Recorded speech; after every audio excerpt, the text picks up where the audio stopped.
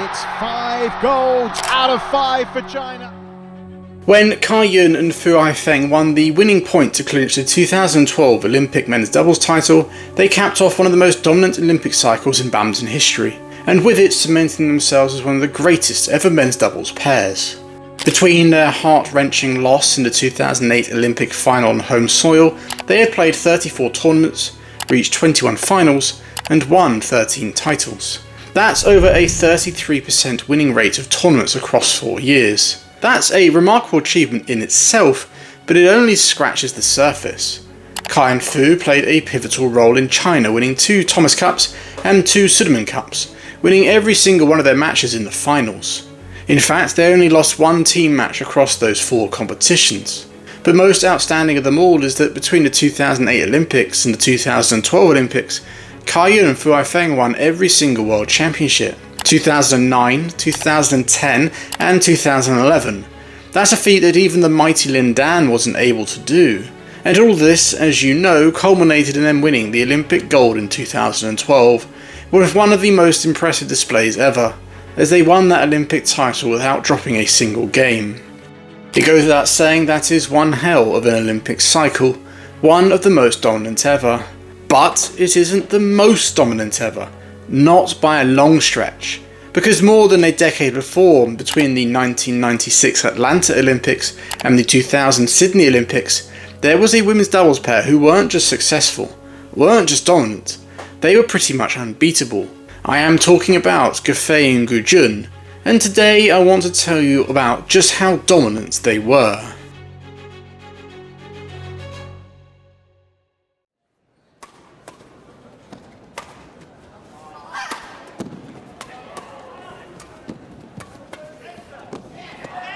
Game! 1996, it was the year in which Gufei and Gu Jun's dominance truly started. It was in 1996 in Atlanta that they won their first Olympic gold medal. But whilst that should be the logical starting point for this video, this is about the Olympic cycle, one Olympics to the next, I feel I must go back to the beginning of that year, because if I don't, then I'd be missing out on some other important wins and moments in this pair's history. Gufei and Gu Jun's dominance started before those Olympics, right at the beginning of 1996. Leading up to the Atlanta Games, Gufei and Gu Jun played in 4 tournaments: the Chinese Taipei Open, the Japan Open, the All England and the Uber Cup finals. China were unable to win the Uber Cup, but Gufei and Gu Jun went undefeated throughout, and at the 3 individual tournaments they reached the final of all 3, only losing at the Japan Open. In that Japan Open final, they lost to the Korean pair of Gil Yong-ah and Jang Eok. This Korean pair were not just the reigning world champions, but were also the pair Gufei and Gu Jun defeated in the Olympic final later in the year. Gil Yong-ah and Jang Eok are an integral part of the story, but not right now. I will come back to them later. Following their Olympic win, Gufei and Gu Jun added 2 more big titles to their name. They won the World Grand Prix Finals, the equivalent back then of the World Tour Finals today, where only the top 8 pairs qualified based on their performance that year. The other tournament they won was the World Cup. The World Cup was quite a prestigious event at the time. It is one of the tournaments that goes towards the Super Grand Slam in badminton, more on that later too. But the World Cup was facing a problem at the time. Due to the lack of ranking points and the general badminton landscape changing, namely with talks of a higher tier of tournaments to be introduced to encourage players to play more tournaments, the World Cup was axed just 2 years later. It did make a return in the 2000s, but following that, this once prestigious event would be cast into badminton's history books. Back to Gufei and Gu Jun, for them they had just finished their best ever year. They had played in 7 tournaments, winning 5 of them, including 4 huge tournaments: the All England, the Grand Prix Finals, the World Cup, and of course the Olympics. The only downside, other than the Japan Open final loss, was that even though they won all of their matches, China were unable to win the Uber Cup, losing to Indonesia for a second consecutive time. But that aside, Gufei and Gu Jun moved into 1997 full of confidence, and were about to embark on their longest season yet.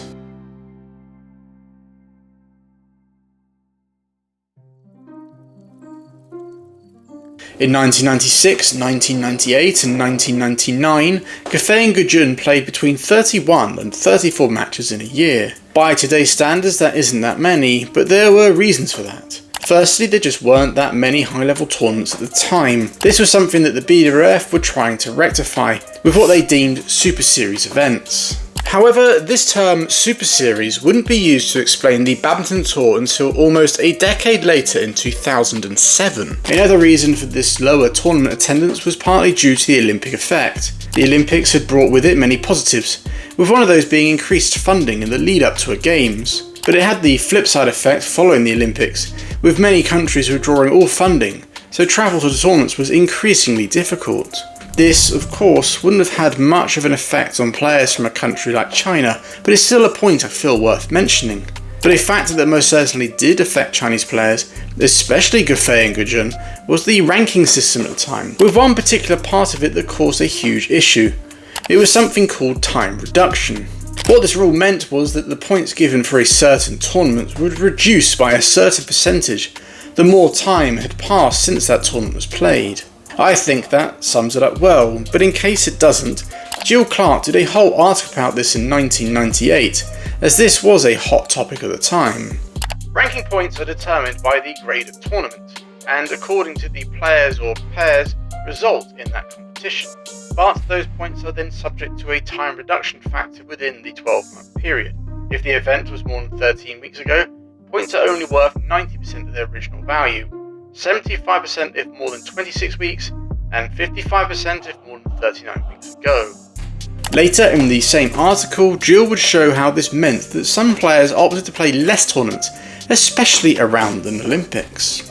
In conclusion, the consequence of having a time reduction factor, it is more detrimental to your future ranking to play now and win than to not play at all. It is with this in mind that Guofei and Gujun's 1997 season was a bit of an anomaly, as by the end of it they had played 48 matches across 11 tournaments. Whilst this is a lot of matches and tournaments, lots of travel, it didn't seem to affect Guofei and Gujun too much. Well, maybe a little, but I'll get to that shortly. By the end of 1997, Guofei and Gujun had won every single tournament they had played. 11 tournaments played, 11 titles won. Amongst those titles included another All England, the World Championships, an undefeated streak which helped China to win the Sudirman Cup, another World Cup, and they ended the year with another World Grand Prix Finals title. So, 11 tournaments played, 11 tournaments won, must mean 48 matches played, 48 matches won. Right? Well, not quite, as they actually did lose one match that year, and it was a bit of a controversial one. At the World Grand Prix Finals in the group stages, Guofei and Gujun surprisingly lost to their compatriots Chang Hong and Liu Lu, a pair who were at the time the fourth Chinese pair. With the year Guofei and Gujun had been having, the fact they hadn't lost since the Japan Open final in 1996, plus the small fact that this loss coincided with 3 Chinese pairs making the semi-finals, well, let's just say that it didn't go unnoticed. When asked about this after the match, Gujun said this: "We just had an off day. Guofei was tired because of her involvement in the mixed doubles, but I am sure we will be better in the semi-finals." This response, quote, didn't cut the ice with the reporters there, as during the match it was clear for all to see that neither Guofei or Gujun were trying all too hard. This incident sparked a whole debate on same nation matches, especially when in group stage situations like this. Now, this same nation match situation was an incredibly hot debate, one that had been had before, and is one that goes back many years, with one of the first really big instances being the 1976 All England final between Lim Swee King and the ageing legend Rudy Hartono, where Lim Swee King surprisingly lost, with questions over whether he truly played. Another big case was again at the All England, but in 1992, when Zhao Yanhua, the world champion at the time, lost to his compatriot Liu Jun, a result which helped Liu qualify for that year's Barcelona Olympics. At the press conference that followed that final, Zhao was told specifically by the translator to not answer a question about the match, advice he wisely took. And one more example of this happened at the 1997 World Championships, when Kim Dong-moon and Ra Kyung-min beat Ha Tae-kwon and Kim Shin-young 15-1, 15-1 in 8 minutes. That is only 2 minutes more than the shortest ever recorded match. And when you consider Ha Tae-kwon and Kim Dong-moon were men's doubles partners and went on to win the World Championships and Olympics together, well, to lose that easily and that quickly is most definitely odd. But anyway, I'm getting a little sidetracked here. Back to Guofei and Gujun. That loss was the only blip on an otherwise perfect year, which combined with their 1996 meant they'd had an almost perfect 2 years. Could they possibly do any better though? Well, as a matter of fact, yes they could.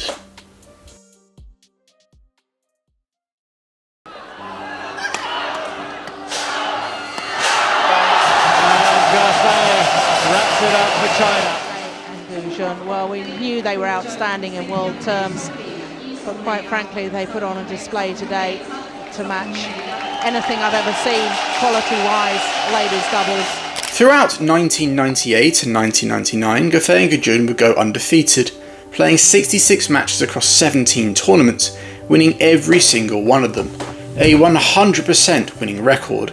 The perfect 2 years. Within this period they won another All England title.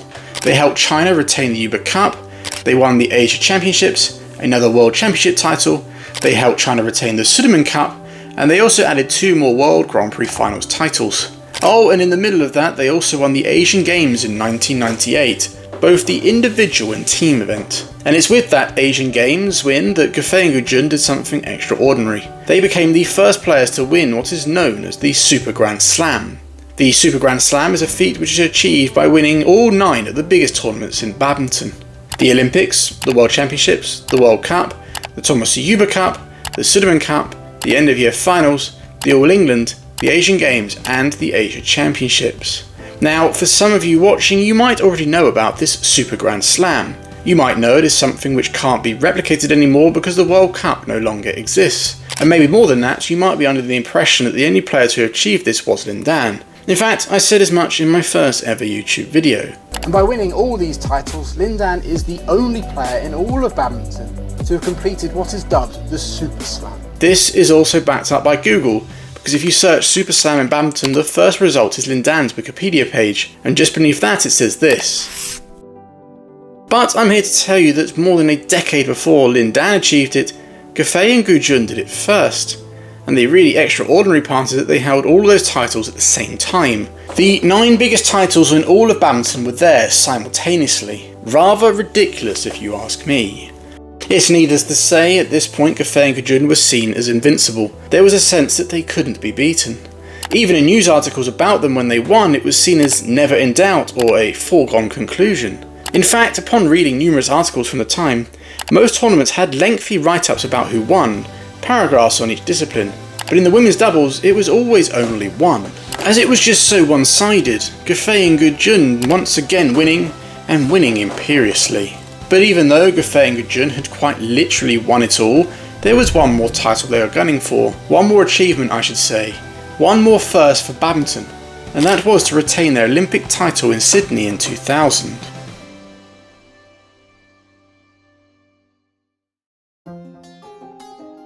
Surprisingly, in 2000 at the Japan Open, just as they had done in 1996, Guofei and Gujun lost in the final, their first loss in 2 years. But just like a loss in the Japan Open final led to their 1996 Olympic win, so too was the case in 2000, as Guofei and Gujun quite literally obliterated everyone en route to Olympic gold.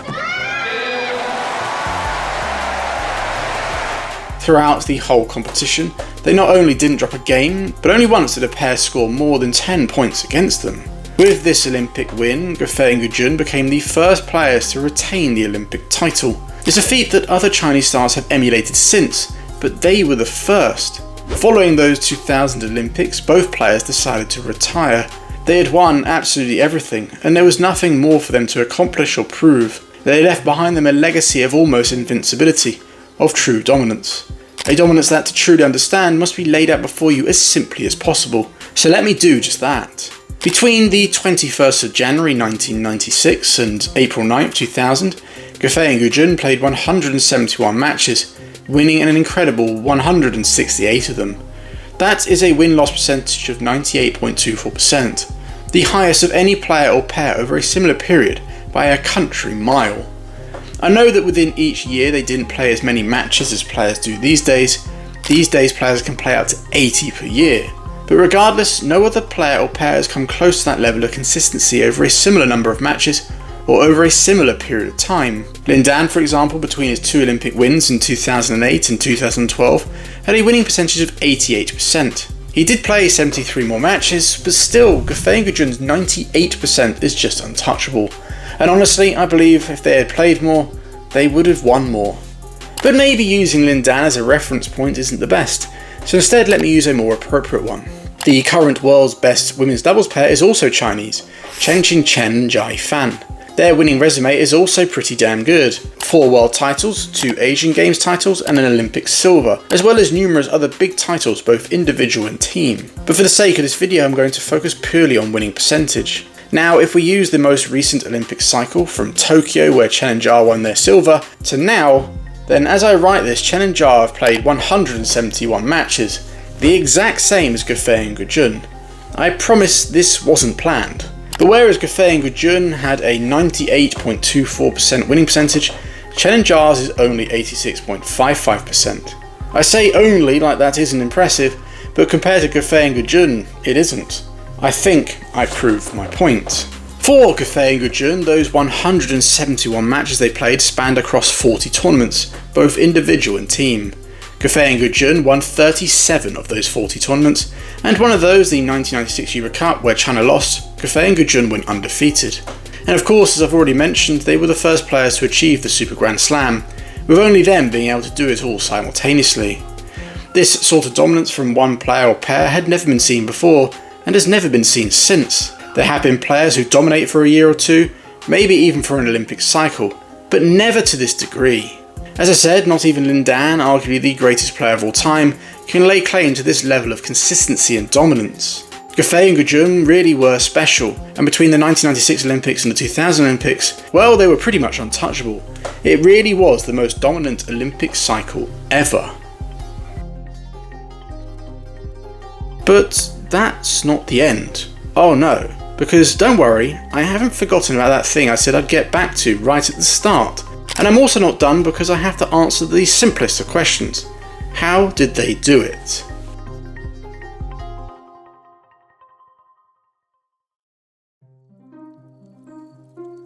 I think the best place to start when answering this question of how they did it is with a very quick, brief history lesson. China started playing in badminton tournaments under the newly united BWF in 1981, and very quickly they started to dominate, especially in the women's events. This can be clearly seen when looking at the major competitions at the time. China won the first 5 Uber Cups they played in. If you don't know, the Uber Cup is the World Women's Team Championships, with matches made up of 3 singles and 2 doubles, a true test of a nation's strength and depth. At the World Individual Championships, not included in the 1980 edition where China were not present, they won all the world titles for women's singles and women's doubles of that decade. They also won the bulk, the All England titles and Asian Games titles. Heading into the 1990s, it wasn't as if China weren't still winning, they were still the dominant force in women's badminton, but there were signs other nations were starting to take away that dominance.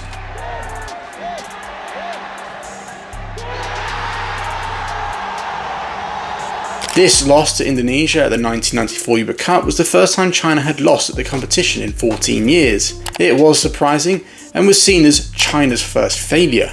But it was during that Uber Cup that Gufei and Gujun made their first appearance for China. In that now famous Uber Cup final, they delivered a very cool, calm and calculated performance to level the tie at 2-2.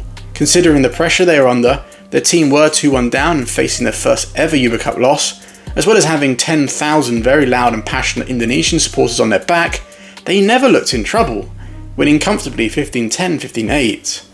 This sort of resilience under pressure is something that would go on to define their careers. In fact, a number of years later, when asked for his opinion on the greatest women's doubles pair ever, Rudy Hartono, an Indonesian legend, said Gufei and Gujun, with his reasoning being, "No pair in the world has stayed for so long at the top and with so many titles. They have the capability to survive in critical situations. That is the key to being a real champion. How to get out of a critical situation. Very few players can do that."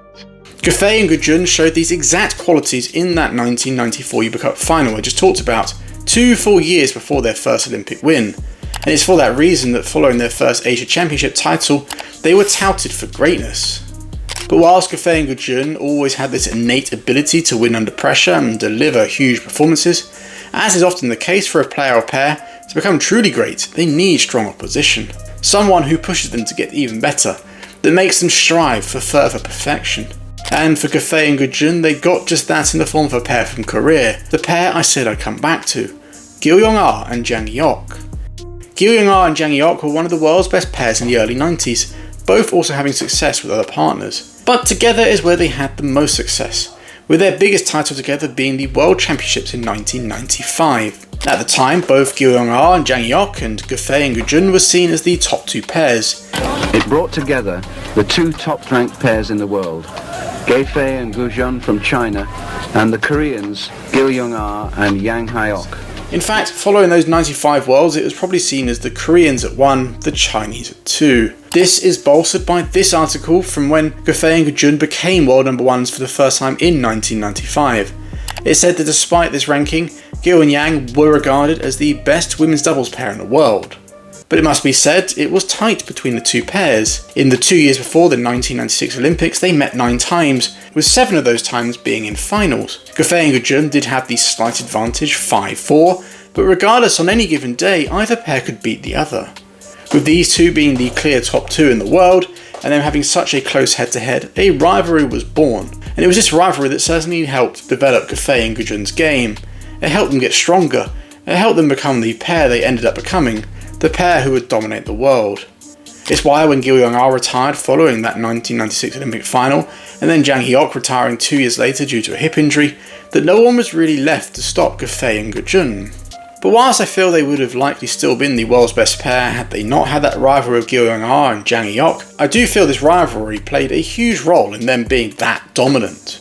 The other factor that went towards Gufei and Gujun dominating as they did was their badminton attributes, of which all of them were pretty much maxed out. As a pair they were equally strong in the offence as they were in the defence, and within that they could also play in a multitude of formations. Gujun was predominantly the powerhouse from the back, delivering lightning smashes which seemed not possible from a player of her size. And Gufei was the frontcourt player, utilising her mixed doubles skills to the fullest. I haven't even mentioned it in this video because this is about her level doubles, but at the same time she was dominating women's doubles, she was also dominating mixed doubles, especially in 1997 where her and Liu Yong had a year that could rival anyone's. In the mixed, which she brought over to the women's doubles, Gufei was exceptional in not just reading the game, but also using her reach to intercept so many shots and win quick points. Technically, both Gufei and Gujun were just far superior to anyone else. It is hard to really critique any area of their technical skills. On top of great technical and tactical skills, they also just had great synergy together. They gelled incredibly well as a pair, something which is crucial for success in any doubles discipline. This synergy was something they said they had themselves during multiple interviews, that they could read each other's thoughts from just a mere glance. But this synergy wasn't attained easily, and this is where I may say something that to some of you might find surprising. Gufei and Gujun weren't friends. Yes, although they were invincible on court and seemed to get on so well, off court they were two very different people. Their personalities clashed quite badly in the beginning, and this did lead to frequent arguments. But through time and effort, plus with some help from head coach Lee Yong-bo, they were able to turn this into a strength, combining the best from each other and minimising the worst. Whilst these two did have differing personalities off court, what brought them together was an undying desire to always win. It was that desire, plus this deep understanding and mutual respect of one another, that developed that innate ability to always find ways to win. Or, as Rudy Hartono so eloquently put it, the ability to survive critical situations. All in all, Gufei and Gujun were the perfect storm. Two fantastic players with incredible technical skills. They had their strengths and were tactically astute to enable them as often as possible, and their weaknesses were not just few, but that same tactical astuteness meant they were rarely exposed. When you couple this with the early rivalry with Gil Yong-ah and Jang Hyok, which brought the best out of them, and the fact that China was just so far ahead of other nations in developing players, especially the female players, well, all of this is what led this pair to become the most dominant in history, especially in the Olympic cycle between 1996 and 2000. I think I can safely say we will never see another pair or player do the same again.